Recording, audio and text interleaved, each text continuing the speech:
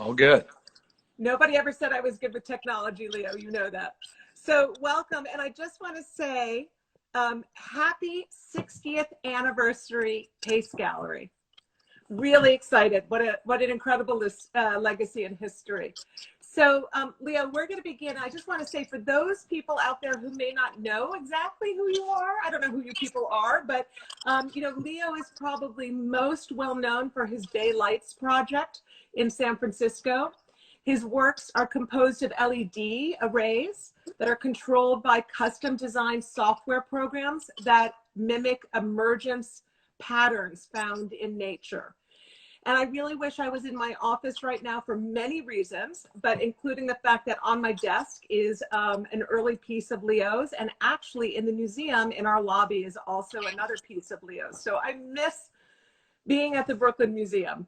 So Leo, where are you right now?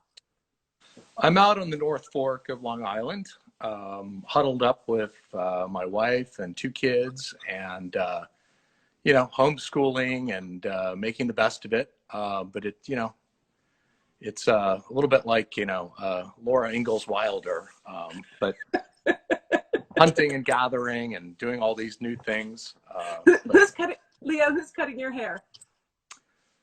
Well, I'm maybe trying to arrange a Zoom with April Barton, and she's going to instruct Quattro Rivon on it. So I'm very we'll see how that goes. Yeah. So right now in your home, are you in your bedroom, in a studio, your office? Where are you?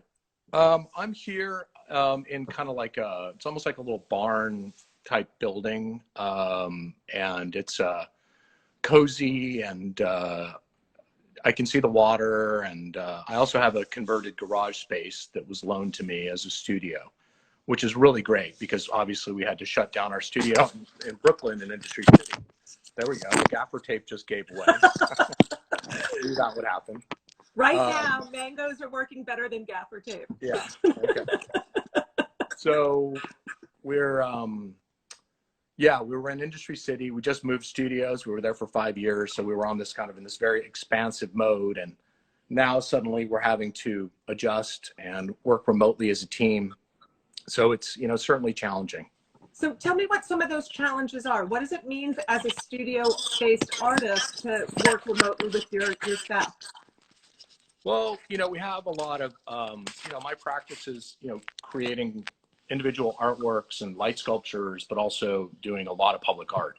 So we have, it's a combination, and I'm working on a huge project in London called the Illuminated River, and which encompasses up to 15 bridges over the Thames, which is ongoing, and a lot of other projects. So there's a lot of Zooming with my studio team and working remotely, and we're still doing proposals and presentations, and it's a little strange, certainly, on one side of it. On the other, it's more, me working with my canvases, which happen to be these LED arrays or OLED panels. So it's nice to have kind of that just me alone in the studio time, which doesn't happen very often. Right. So it's a nice combination. Well, so Leo, when we first met almost 30 years ago, we were kids, and the internet was a pretty new thing then. What year was the internet created? Around like 1986 or 87, something like that? So yeah. No, go ahead. Correct me. No, the internet is way older, but it became, I was attracted to technology after I'd studied sculpture as an undergrad and ended up at ITP in the very early days when you and I met, like in 92, 93, and you were wanting to do something with Mel Chin.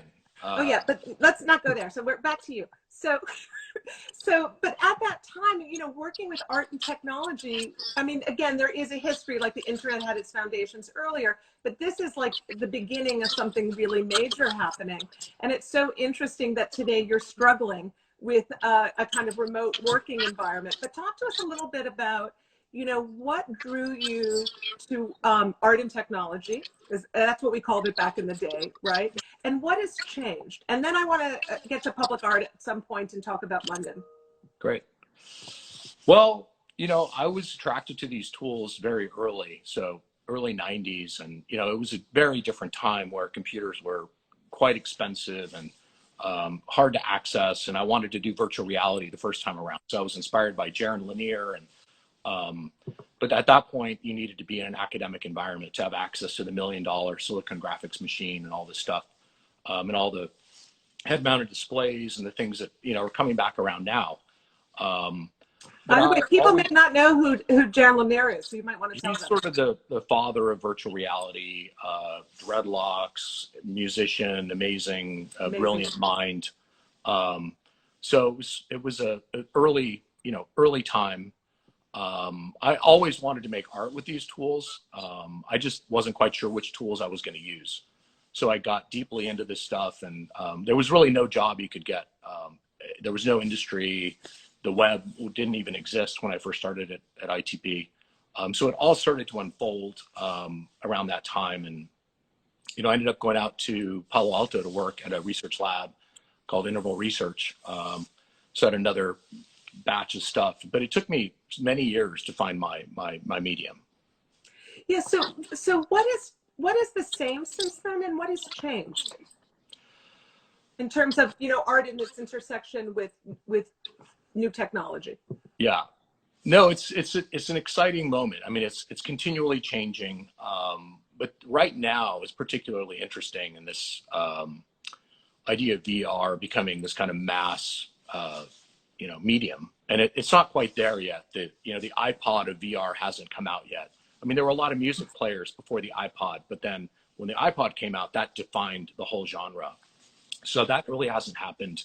But I think what's occurring now will certainly push all these technologies in a very dramatic fashion, where we're trying to figure out how to transmit all these experiences and be together and not be together, which is very hard.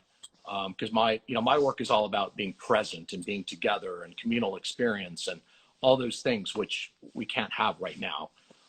So we've been having lots of conversations about how do we do that, and it's challenging for sure. Yeah. So where are you at in that conversation? I mean, as you say, the communal has always been a part of your practice. Meditative experiences have always been part of your practice, and how do you translate?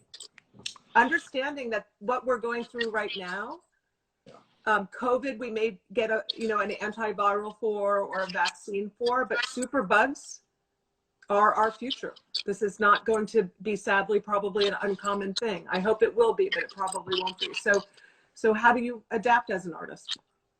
Well, we've been exploring a lot of new forms, and certainly that's a big initiative of PACES, and exploring art and technology and things that that are sort of move on from the kind of gallery model, which is quite exciting. And I've been part of those conversations and thinking a lot about these experiences that could be created. And again, it's kind of an extension of this public art, where you have museums and galleries in certain places, but there are lots of other places that don't have those things. Mm-hmm. So there's an opportunity to connect with people, which is exciting for me.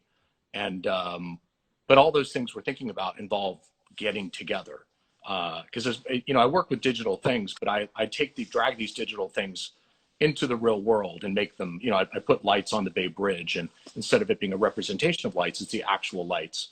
And it's all about the presence and the opticality and the effect on your perception and all these things that are about being there with it, that you can't capture with any sort of camera or video, or but it really is impactful and profound, and people want to tell their stories of who they were with, and the moon was full, and all the details that really, and everyone has these sorts of stories. So you see the power that this stuff can have to communicate and access these deep places in people. So, it's, how do you do that without being present? I don't know. There's more solitary, expressions. And in London, we have several of the first 4 bridges up of the illuminated river. And I think that's nice that people have something to look at and, Tell us about that project. I actually didn't realize the first 4 are up already. Congratulations. Thank you. Yeah, it's a really exciting, it was a competition, a global competition, that I won maybe over 3 years ago. And we were selected, and the idea is to activate these bridges over the Thames from Tower Bridge to Albert Bridge. So it's quite a quite an expanse and a real range of bridges. Some bridges are iconic, like, Westminster, which is UNESCO World Heritage Site. And other bridges are more humble, rail bridges, but each one is its own, it's kind of a marker in time of engineering and functionality. So I've been learning a tremendous amount about London and the Thames and the place. The Thames is a place of creativity, which is quite interesting, like learning about Handel and the composition of water music that happened to be played for the king on barges in the river, or Turner, Whistler, Monet, other artists who have responded to the site and painted the river and its atmosphere. So that's kind of the inspiration for it, although we're using very contemporary materials of LEDs and software. It is kind of this plein air painting thing that I'm doing out on boats and on the banks of the river, and kind of tuning this artwork to activate the bridges, and to create the sense of bringing them to life and connecting them to one another and connecting them to the people of London. I'm glad you mentioned Monet, actually, because I was thinking about Monet a lot yesterday. And, people wouldn't necessarily make a link between your work and the Impressionists and certainly Monet, but it actually is relevant, this fascination, not only with this actual site, or these sites of these bridges in London, which Monet did paint, but your deep understanding of the power of light and all of its symbolism. And it seems like that's an extremely important theme for us today as we deal with crisis, whether light means is a metaphor for information and knowledge, or whether it's a metaphor for a higher spiritual power. So, there's so many metaphors. So do you want to talk a little bit about that role of the symbol of light in your work? Absolutely. It's light, but then it's also controlled by software. So it's dealing with time and sequencing. So it's not, we didn't just put lights on the bridge. So it's not architectural lighting. What really pushes it into this other realm is the temporal quality that it has. So the sequencing of it and the response, but there's so much kinetic activity. The Thames itself is almost like a living thing that rises and falls 5 meters twice a day. So it's really, it's pretty extraordinary. And there's so much activity with people moving and pedestrians and traffic and all these things. And that kind of feeds into what I'm doing. Although my work is not literally interactive, I'm not using sensors and attaching that to the lights. I'm interpreting it myself as an artist. And that's what becomes the sequences that people see. But that makes it feel appropriate for its site. And some of the bridges are monochromatic, but other ones are using color, which is quite exciting. And we've done some really innovative things with Philips to create these new LED lights, and it's a very rich palette that we're using. And I think it's something unexpected, because these things are, a lot of these bridges people just ignored and didn't even know they were there. So through this addition of these lights and this gesture, it's really activated and created these spaces, and really brought people together, which is really it's nice. So, but before we go there to the communal, when you were given this opportunity, this extraordinary, historic, once-in-a-lifetime opportunity to activate the bridges in London, what research did you do, and how did it inform the program that you actually created, the system for the lights? Well, it was, for me, a tremendous amount of listening, because I'm, coming from the outside, and obviously people have great sensitivity about London and its bridges, and so it really was like hearing people's stories and understanding the site again and again. So I've made, I don't know, countless trips to London over the last few years, and taking long walks at night, observing the space, how people use it. And I think thinking about ways of kind of fixing the things that needed fixing. We worked with the Millennium Bridge with Foster's and Partners, which, originally Sir Norman Foster wanted to create an effect of a blade of light going over the river. So inspired by Flash Gordon. So really cool pop cultural reference. But the illumination that ended up manifesting itself was really sort of murky and not that exciting. So we were able to talk to them and go back and do all these studies of the bridge and kind of fix all these things that weren't right. So I think it's the bridge looks amazing, and between St. Paul's and the Tate Modern, and it's this connecting link that people see in a new way. So it's been, this kind of, we received 30 planning applications, which is, it's not for the thin-skinned, and the Illuminated River Foundation has been extraordinary, in its efforts to make this all happen. And it's, we had abseilers hanging off the bridges in the middle of the night, trying not to fall into the river. And a huge amount of work went into this and is ongoing. We're hoping to launch the next phase next year. And is COVID delaying significantly your installation plans? No, it's very much like the English, keep calm and carry on, which is great. I love the spirit of it. And I think people see how important it is for the city. And so we're really thrilled that continues. But it's going to unroll over the next maybe 3-4 years, because this is such a massive project that involves active bridges in the city, and we can't shut them down. And there's all kinds of things that come up. We had a bird that had built a nest right where we wanted to put lights. We had to wait for, the baby bird to be born so that we could proceed with our work. And there's, just the unexpected. But anyway. It's always amazing how birds interfere with public art. Been there. So, right. or how public art actually interferes with birds. So what public projects do you have coming up in the United States? Do you have time to take on more? We're trying, and some things. We're in a bunch of proposal phases right now. Here, I've been working on a few exhibitions. I had a show that was supposed to open in Palo Alto at Pace Gallery in April, which obviously is postponed. I was going to be in a show in Beijing about the history of computational art in February. So, but it is what it is, and we just sort of have to roll with it. But everything is changing, and even the projects we have underway, there's concern, there's obviously, so we're trying to see what the reality of these things are, and just keep at it. That's all you can do, right? Yeah, I think it's resilience is so time. important. Yeah, resilience, and it's very challenging, but I think it's a great time for gathering one's thoughts, of brainstorming, of creativity, and there's kind of an explosion of that happening with our team, despite our distance and all these other things that are happening. So it's kind of nice to not be on an airplane, every week or multiple times a week. I mean, that part of it is really nice to just stay literally grounded and connected, and I think those things are, I think are good creatively. Do you think there are certain things that you're learning in this moment that will change how you live in the world moving forward? I think so. I mean, I think it's like all of this comes with a lot of responsibility. I mean, it's, creating things that, that I think it's easy to scare people. And I think it's a lot harder to kind of provoke wonder and access these places that connect us all. So, and that's where my interest lies, in the universality of light, and the inspiration for the sequencing comes from things in nature, whether it's the movement of water or a sunset or these things that we all connect to. But I look at that and I try to think, well, how could I remake that with my code, and how could I break that down, and what's happening? So, people like John Conway, who just passed away, who invented this game of life, the first cellular automata program.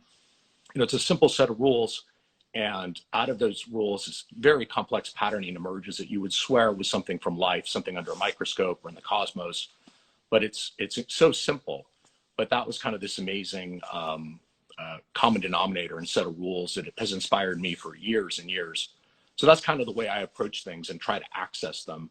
And even though I'm working with, code and lights, which are, sort of like cold and impersonal, it's creating this other thing that's going on with the audience, and to be able to work with the audiences of tens of millions of people is quite extraordinary. And it's so I feel I really want to draw the best out in people. I want to connect people together. I want to have them change the way they see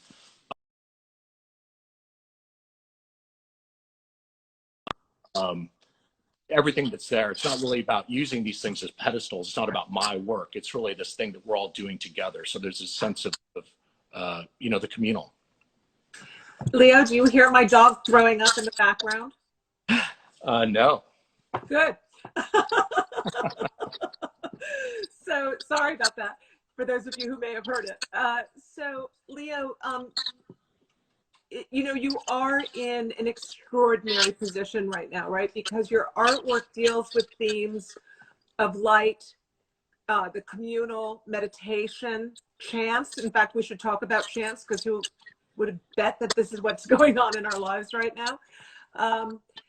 And that you have this ability to reach such huge publics through your public projects. And so, you know, I feel for artists who have a more isolated practice, who don't have the same kind of public practice. Very few artists in the history of the world have had the kind of success you have had in the public realm. But at any rate, let's go on. Let's talk a little bit about chance in your work. But I'm just saying it's really wonderful to speak with an artist right now who, you know, you can imagine the path forward. Yeah. Well, I mean, there's tremendous heaviness. You know, I did go into the city and, you know, had to get some emergency things out of the studio, and, you know, past a FEMA site where I was behind a hearse and it was going in, and there were refrigerated trucks, and, you know, it's just like a real, I mean, it's very grim. And, you know, I feel, you know, just incredible gratitude for everyone who's there and keeping the city going and keeping everyone healthy. And, you know, it's something that is, it's very heavy. But I do think that art is super important more than ever, and artist roles. And I do think we all, have an ability to communicate with people deeply on a level that is very necessary. And so I think it's, you know, it's about, you know, you got to keep going. You know, it's like you can't sort of be, and I think we have a responsibility to do that. Yeah. Yeah, and you've done that throughout your career. I mean, the first project we worked on together was almost 20 years ago, and it was in the summer of 2001. So you would talk a little bit about that? Yeah, that was a really amazing time for me. It was Art in the Anchorage, and I was, you know, just really honored to be part of that show. And I hung a piece called Firmament, a 16-foot diameter circle with 80 strobe lights attached to it. And it's the first time I ever did a zero gravity couch. So these couches where you would recline, and the idea was this position would help you leave your body, and kind of focus on these lights, which you couldn't quite see because it was in the darkness and the cavernous space of the anchorage. It was kind of obscured what the mechanism was, but it was a very exciting time. And you know, unfortunately, you know, right after that summer is when, you know, 9/11 happened. And, you know, it was you know, that summer was, I organized a group show at White Columns called Synth, this immersive bubble with all these other artists and technology and sound. And it was the first year of my camp at Burning Man called Disorient, which is celebrating its 20th year. So a lot of amazing things happened. And then suddenly I came back and there was this radical change. And it feels like one of those times again, but, you know, we all continued and persevered through that. And I think we'll do the same through this. But yeah, I think, yeah, that was really special. Yeah, there are a lot of similarities between this moment and now. You know, I'm curious, Leo, because it's through your art that, of course, we're really going to know how it is that this moment affects you and how you respond and how you serve in a way. But I'm curious if there are other things you're doing right now in service. You mentioned driving back into the city for supplies and being behind, you know, funerary processions. So is there something you're doing right now that you're finding gives you meaning in addition to the art in terms of service? I mean, I sort of feel like at this point, you know, I have to take care of myself so that I can take care of my family and then take care of my team. And, you know, it sort of radiates out. Lots of yoga, which is good. A lot of nature.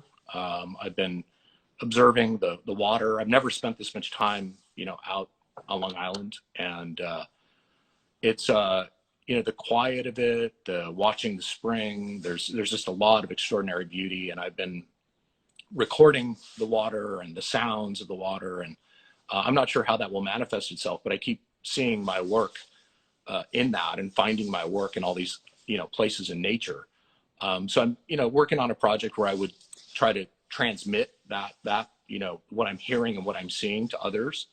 Not quite, still very formative, but I find it incredibly relaxing. And if I could help other people through that, something that I'd like to do. I mean, that's a, little experimental project, but I can't wait, because I know you're help. going to do something with those water sounds. It's just inevitable. But I'm curious, Leo, have you picked up any bad habits during this time period?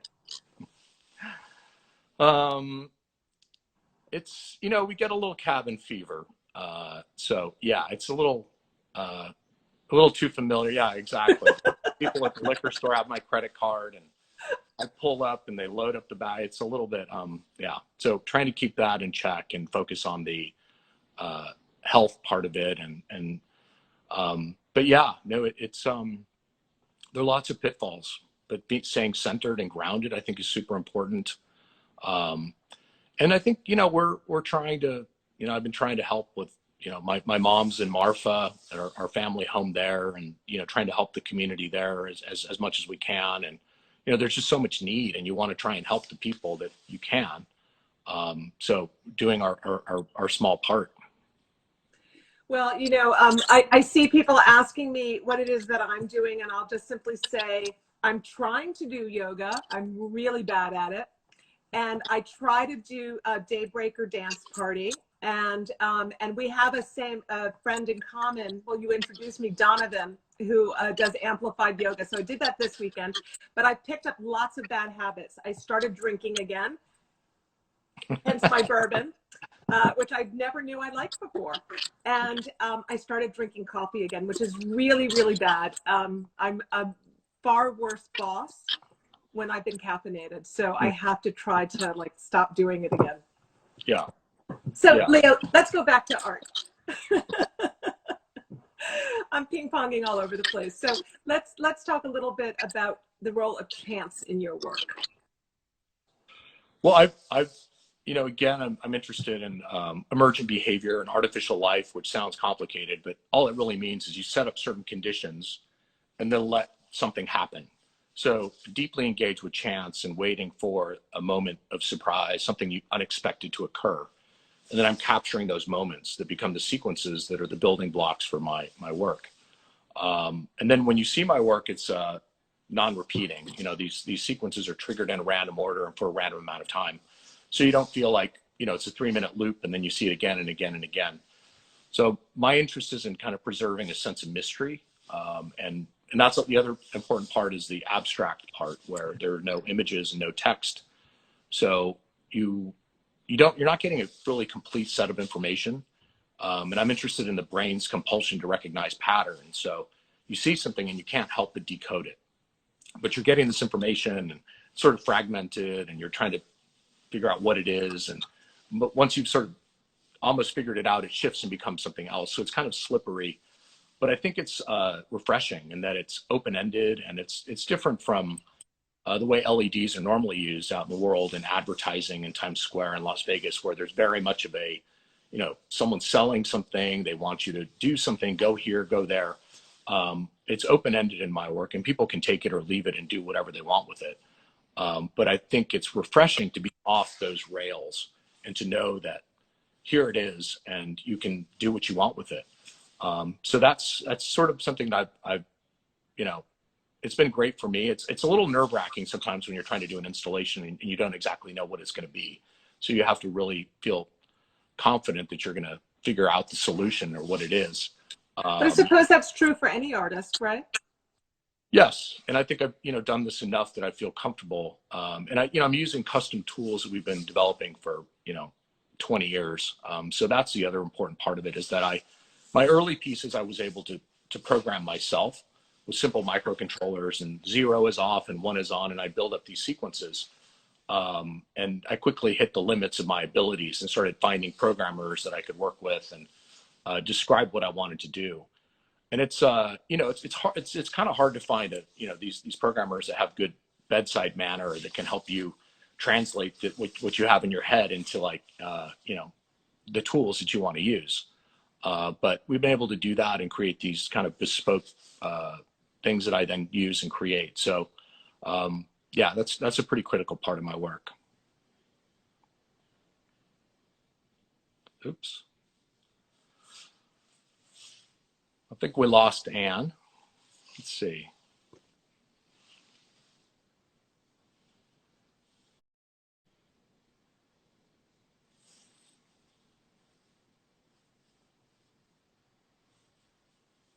Anne, are you there?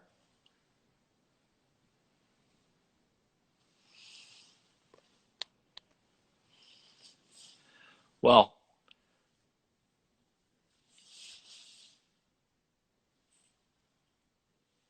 so Anne, I just wanted to say how much I appreciate what you're doing at the Brooklyn Museum. It's really exciting to see all the energy of the shows, and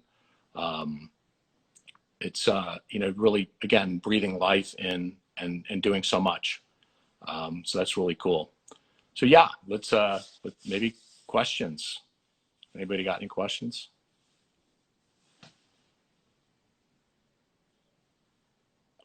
Someone's asking if Anne succumbed to the bourbon. I'm not quite sure. Perhaps.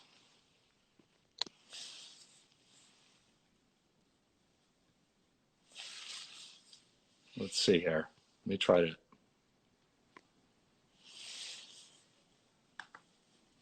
Annie, you there? Leo, she requested. Okay. Let me out, Leo. You have to hit the accept my request. Yes, okay. I'm looking for Anne's request.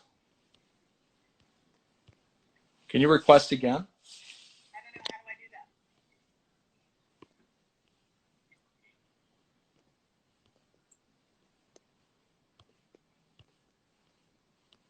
Everett, how do I do that? If you go into Pace's live stream and then just follow that same thing, and something should come up that says request to be in the video.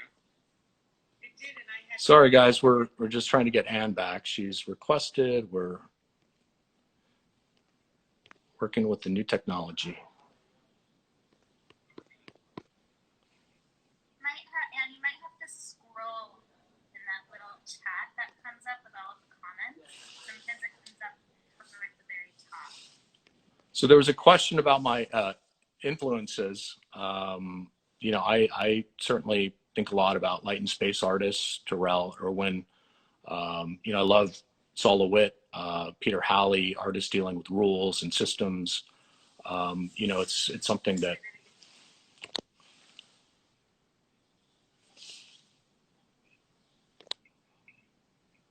Let's see here.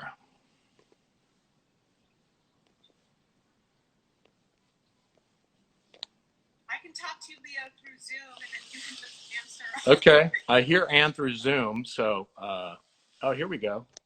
You're seeing the request, Leo? Yep. Fantastic. And voila, here we go. We're back. Anne is back. Sorry, guys. I promise you it wasn't my fault. Not the bourbon, right? It was not the bourbon.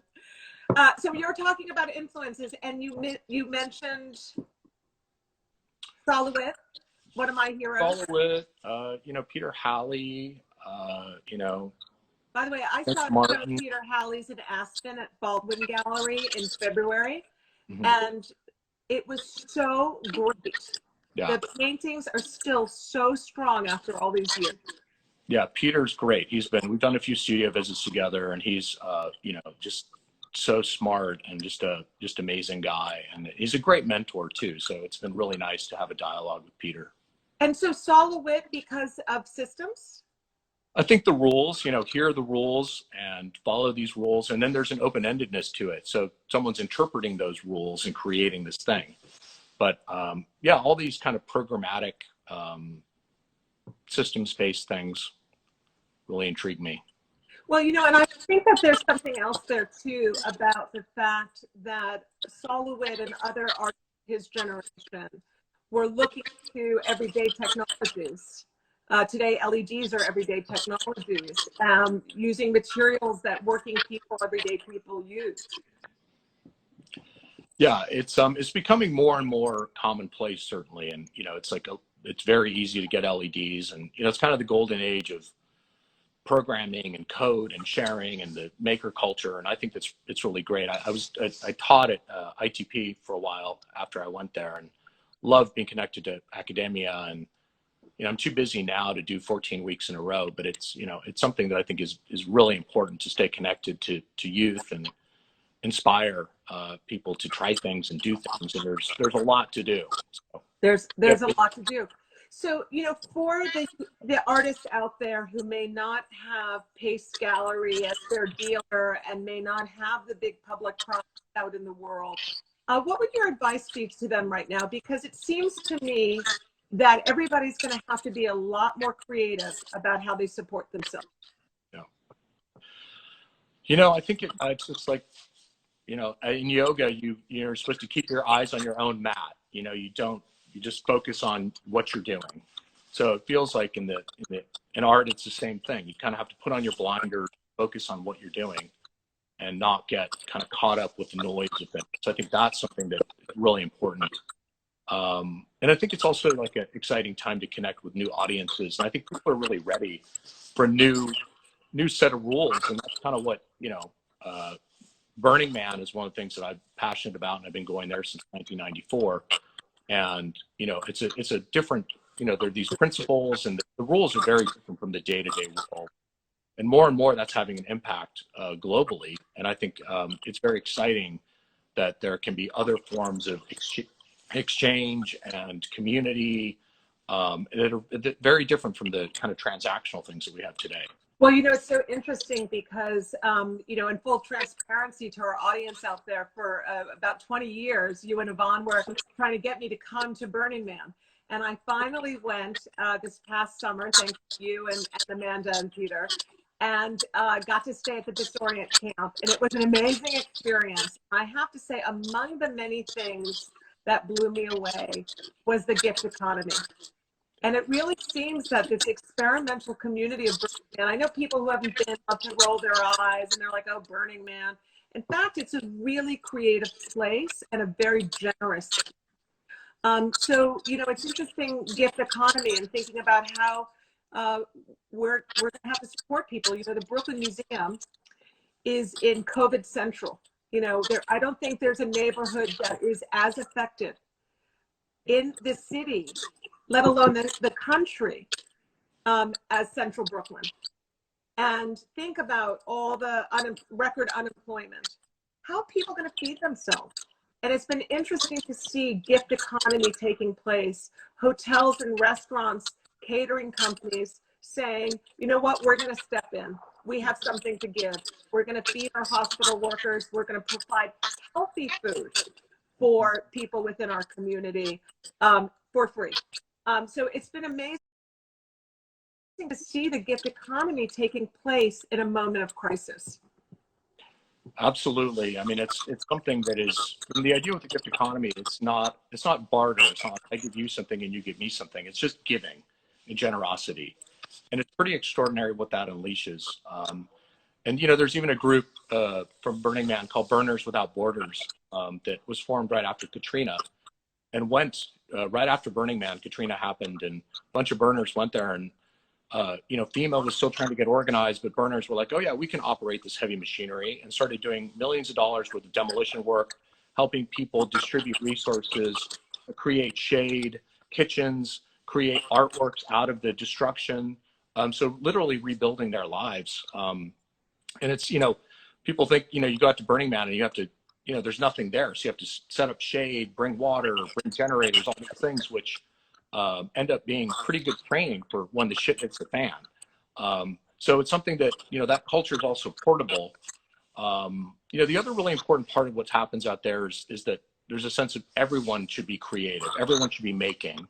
And I think that's sort of off-putting to the art world where, it's, and there's a lot of things which are, but it is what it is. But I think the sense of everyone making things is very beautiful, and sharing those things. And it's a culture that does feel, like it's very hopeful. And I think I want, certainly, my kids they haven't been to actual Burning Man, but they've been exposed to that culture. And I think it's very important for everyone. And there's a lot to learn from these principles. Yeah, and one of the things that was very interesting to me as I was like volunteering at the barbecue pit and, tossing vegetables for hours was that, I'd be next to a brain surgeon, next to somebody who's trying to, cure this disease or that disease, all these very brilliant people.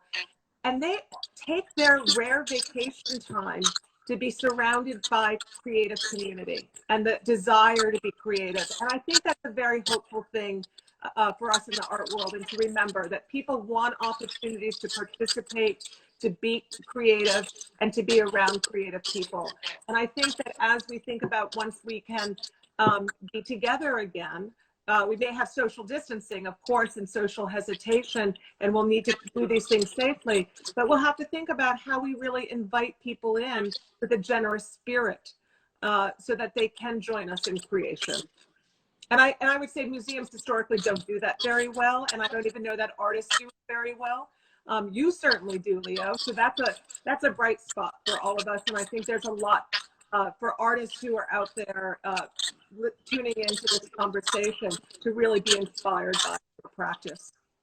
Yeah, and I think they're, like small gestures, like any kind of gesture, any kind of thing that you can do. I mean, once you are secure yourself, then you can kind of start to extend to the next ring out. Right. And what can you do to contribute? And there's so many ways and so many small things that we can do. So I think doing those things helps everyone, the giver and the recipient feel better. So those are things that are very healing, and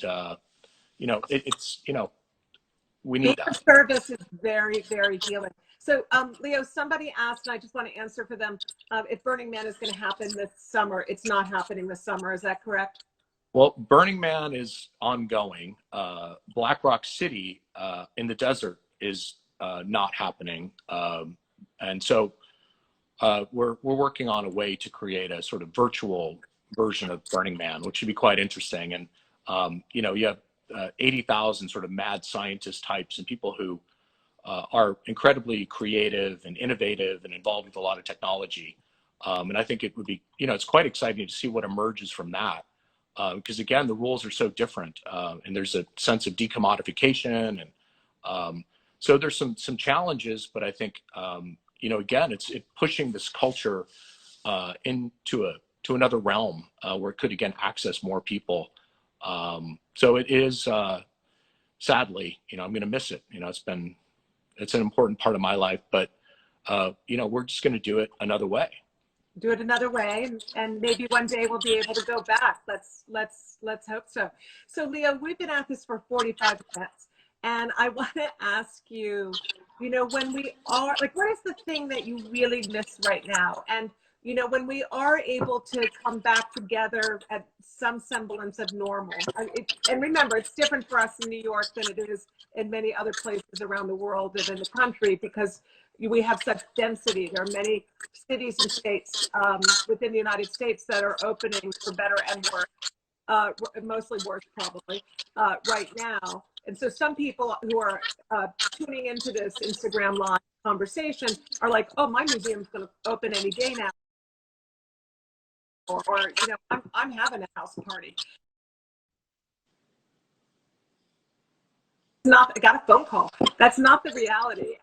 And so, when we do eventually get to come back together, what is it that you're looking forward to?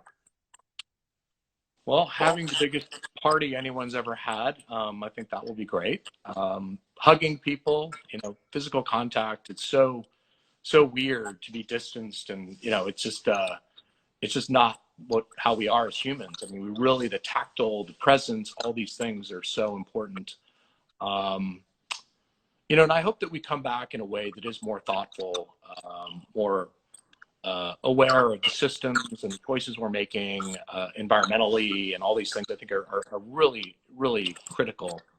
So I think this is a chance to kind of reset and rethink a lot of things. So I think it will be out of the ashes will come this phoenix. So I've made some pledges already, right? So, well, first of all, I miss hugs, number one. Like, the art world is very huggy. And if I saw you right now, I know we'd be hugging, right? So I can't wait for hugs. That's number one on my list. I actually, somebody, you know, in the feed was saying, move out of the city. Cities are actually environmentally, like, you know, pretty decent organisms in some ways. And I have to say, I miss the subway. I never thought in a million years I'd say that. But the serendipity of seeing people from all walks of life is so exhilarating that I find myself missing the difference. I mean, like, how much can I look at my dog, my daughter, and my husband? You know, I need some variety in my life. So I miss the subway, but I have decided that I am going to do far less plane travel. It's just, I'm sorry, airlines. It's just the art world travels too much. We should be using Zoom or Instagram or whatever technologies we have and save the planet a little bit more. So that's one of my pledges. I'm going to be traveling on airplanes less. Yeah. No, I've, you know, the first time I went to New York when I was 13, I grew up in El Paso, Texas, and Juarez, and fell in love with the city, and I told my dad, this is where I want to live. And, you know, it's sort of been one of these love affairs, and the city's given me so much energy, and, you know, it's something that I'm, you know, I feel I miss profoundly.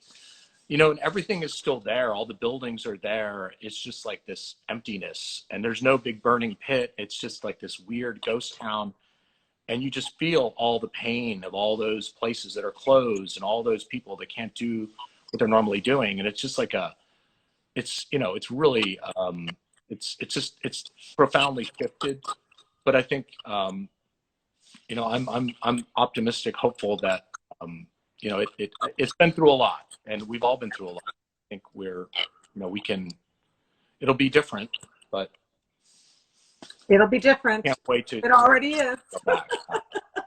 Okay, so Leo, before we sign off, is there anything we should have talked about that we didn't talk about? The technology is so new to me, and seeing all the, you know, comments and everything coming up is like a little maddening. It's not just my ADHD. So what did I leave out that I should have asked you? You know, I think we're really good. I think we're, you know, inspiring people to think and to connect and to focus on the, you know, all the, you know, the things that we can work on at this time. I think are really important, and preparing. And I think it's a great time to get things in order, and you know, plan. You know, it's something. So I hope everyone can get through this kind of darkness and focus on, you know, the positive, and you know. You know, I think, Leo, that like you, that probably everybody who's listening in is thinking about and acting on ways in which they can be in service. And I love when the creative communities get going and they find all these ways to, you know, inspire people, reflect on who we are and where we've come from. This is not the first time we've had a virus. You know, the Brooklyn Museum has survived Civil War, World War II, 1980, you know, Spanish influenza, 1918, I'm sorry, Spanish influenza, 9/11. We will get through this, and the arts are going to be that thing that brings us together, that inspires us, helps us see our history and imagine a better path forward. And I really do look forward to learning all the ways that artists are going to show us a better path forward. And Leo, I miss you a ton, and Yvonne and the kids, and I love you crazy, and I'm so glad you're in the world, and I'm so glad you invited me to participate in this conversation with you. I wish you all much health and lots of meditation, and I cannot wait to see you and get back in the museum and be surrounded in your art. Well, thank you, Anne. I feel the same way, and I think what you're doing at the Brooklyn Museum is amazing, and there's so many opportunities to connect, and such a great audience is going to need you more than ever. So, yeah, let's put our heads together, figure out what we can do for everyone, and rebuild after all of this. Well, thank you. I can't wait. Love you all. Love you too. Bye-bye. Bye.